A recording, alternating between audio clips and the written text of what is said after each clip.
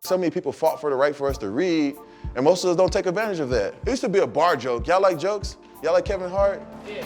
Charlie Murphy, rest in peace. That was a joke at one time. You want to hide something from a black man, put it in the book. Man, I am in Boston on my book tour for Dear Black Boy. Dear Black Boy is for every black boy in the world, also the black men. It's for the black boys who society feels that their only value is as athletes. I always think it's interesting that more black kids don't read, right? Because for 250 years, we weren't allowed to read. Like, we couldn't pick up a book because they understood that knowledge was power.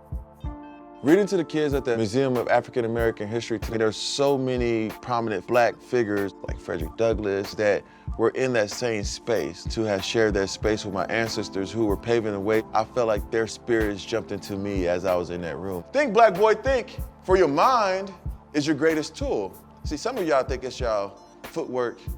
Some of y'all think it's your biceps. Dear Black Boy is about empowering the youth to think differently, to think more, to find value in themselves. To change the way that society sees us, we have to change the way that we see ourselves.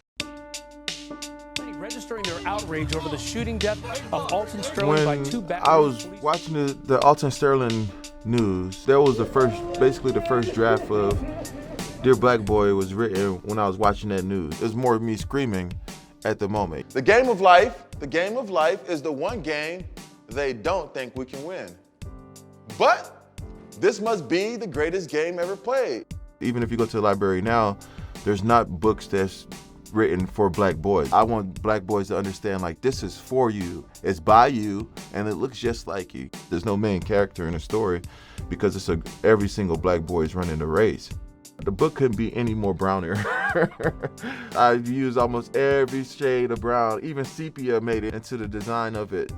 As I transitioned from playing the game, the things I really enjoyed about the game the most, which was the process, the note-taking and preparation, really overflowed into my work as a creative. There may not be 80,000 people watching you, but there may be 80 kids in the room. Those are my game days. What's the hustle? Football is my side hustle. I use the game. The game didn't use me. I got everything out the game. The game still wants more from me. They still calling me. Most guys don't really get everything out of the game, but the game is guaranteed to get everything they can out of you. Use the sport, use it as a tool. Don't become that tool.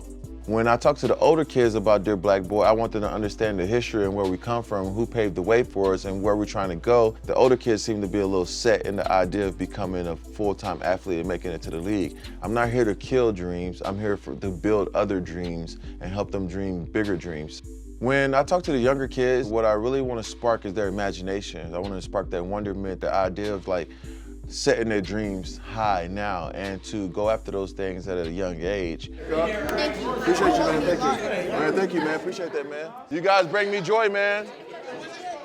You guys bring me joy.